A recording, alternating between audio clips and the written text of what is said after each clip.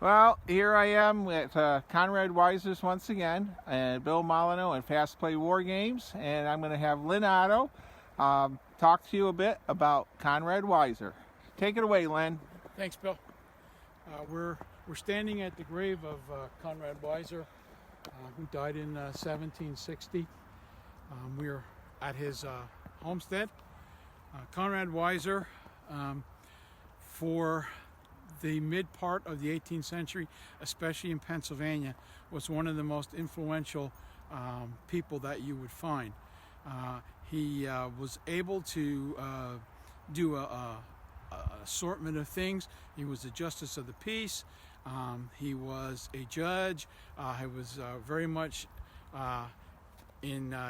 responsible for helping settle the town of Reading, and also the county of Berks in 1752, and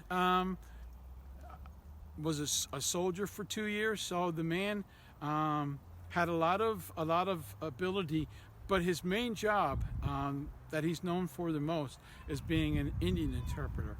And one of the reasons he was so good at being an Indian interpreter is his childhood was spent up in the New York State, and he was sent to live with the Mohawk Indians for about a year of his life.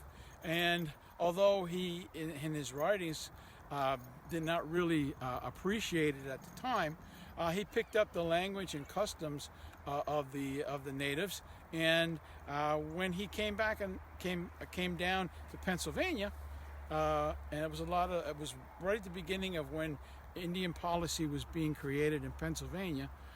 They found out that he was a man that could go to and could interpret some of the conferences and peace treaties that were signed.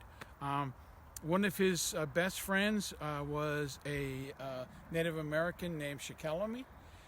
They formed a friendship that lasted from about 1731 to 1748, when Shikellamy died.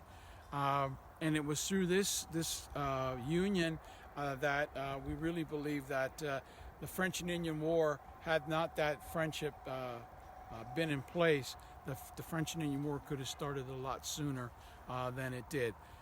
But again, just a man of many talents, many worlds. Yet you're British, you had the Native Americans, and you also had the French. So he doesn't always get his just due, but we'd like to talk and tell about the story of Conrad Weiser. Thank you. All right, and I have to ask a couple questions. Why are we here at this Sunday in March in snow? Well, in March, we celebrate the birthday of Pennsylvania, when William Penn got the charter from King Charles, and it's usually the second Sunday in March. And the reason we're in the snow is because yesterday we had a snowstorm. All right.